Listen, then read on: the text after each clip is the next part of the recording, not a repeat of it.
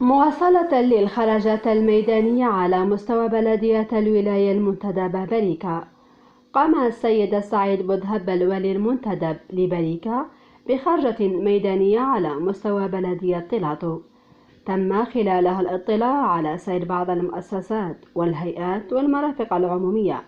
ومعاينة بعض المشاريع التنموية المسلمة والجاري إنجازها، وذلك وفقا للبرنامج المسطر.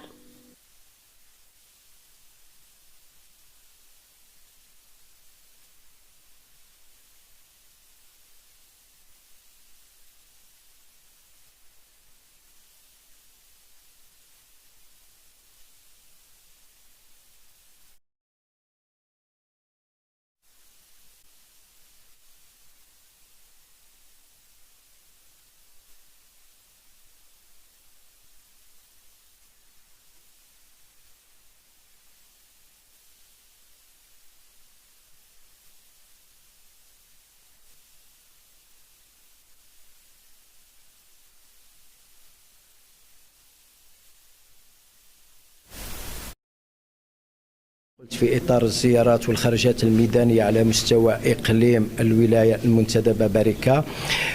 قمنا خلال هذا اليوم بمعاينات ميدانية على مستوى إقليم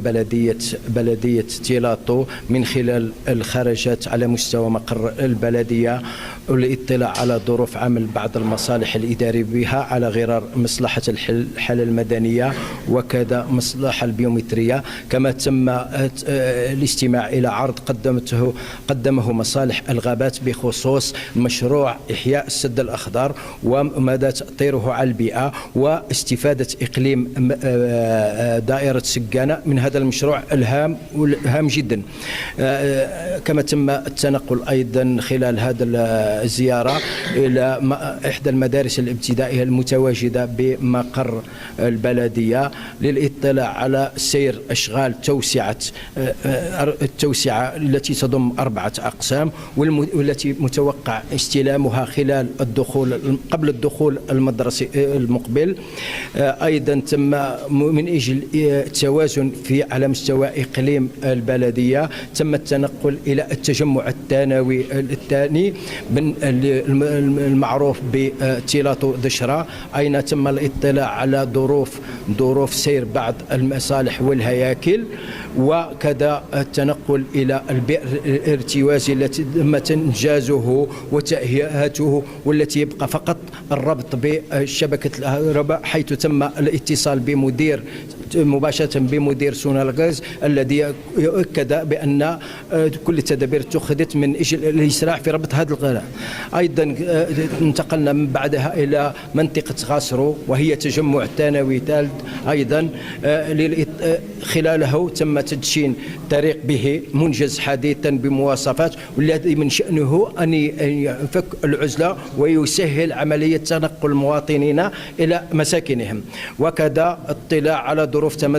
التمدرس والخدمات الصحية من خلال معاينة القاعات على مستوى الدشرة وعلى مستوى غاسرو. هذه الزيارة أيضا سمحت لنا بالاطلاع على انشغالات والاحتكاك مباشرة مع ساكنة المواطنين الذين نشكرهم من هذا المقام على الأسلوب المتحضر في المناقشة، ونعدهم بأنه سيكون هناك اهتمام وتكفل مستقبلي بكل الانشغال المطروحة والتي على رأسها كما لاحظت مشكل التزود بمياه الشرب، خاصة ونحن مقبلون على موسم الصيف الذي تزداد فيه الطلب على هذه المادة الحيوية. نطمن من هذا المنبر أيضا بكل ساكنة بلدية طيلاتو بأن هناك مشروع من أجل ربط كل بالبلدية وكل الأحياء بالبلدية من خلال رواق سد بن هارون. هذه العملية على مستوى أعلى للدراسة لتحديد كيفية عملية الربط، وبالتالي هذه العملية ستمكن وبصفة نهائية من القضاء على هذه الأزمة.